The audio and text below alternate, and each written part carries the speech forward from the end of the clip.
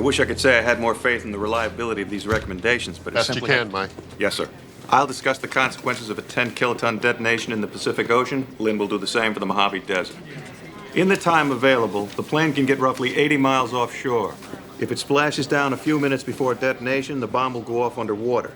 The ocean will absorb a large portion of the radiation. However, prevailing winds would blow a moderate level of fallout back over the city of Los Angeles. Over time, there would be a high incidence of cancer and other radiation-related diseases. But at least there'll be no immediate casualty. We can't be certain, Mr. President. The shipping lanes into the port of Los Angeles are extremely busy. In the 80 square miles off the coast of LA, the Coast Guard counts some 24 freighters flying flags from around the world, plus an unknown number of unregistered fishing or pleasure vessels. It's likely that one or more of them will be sunk or capsized by the effect of the blast. What's the impact on the environment? The blast will wipe out a substantial pocket of biodiversity. Keystone species would be exterminated. The food chain would be contaminated, and the regional ecological infrastructure would collapse.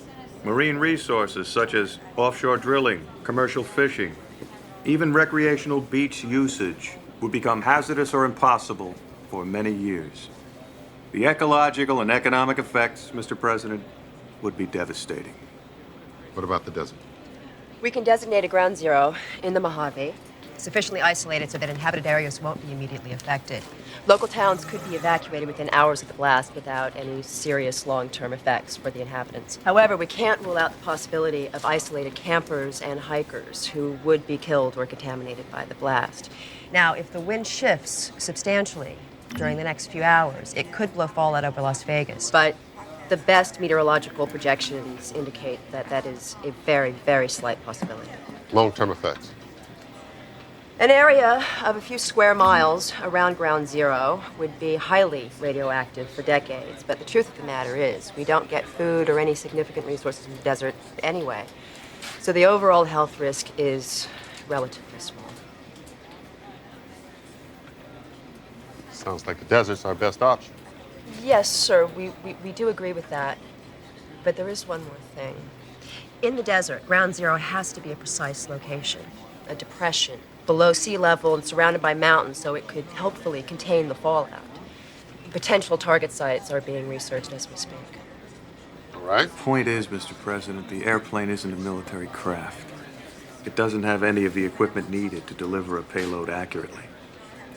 To ensure the necessary level of precision, a pilot will have to go down with the plane.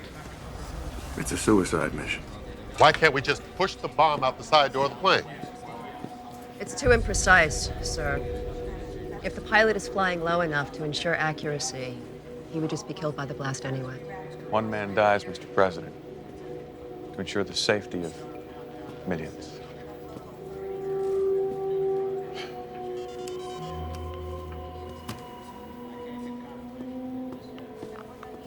Jack? Mr. President. The desert. Yes, sir. Jack, my people tell me that the pilot has to die.